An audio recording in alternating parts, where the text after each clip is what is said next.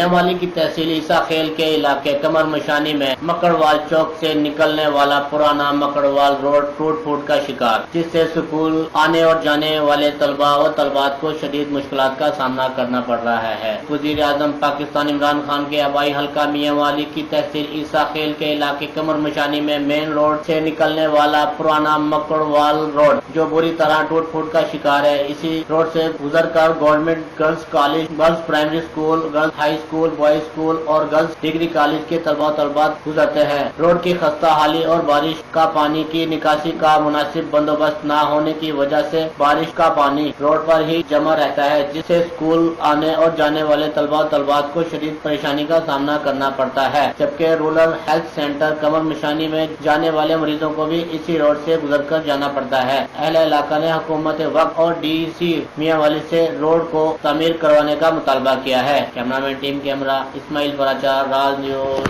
میاں والی۔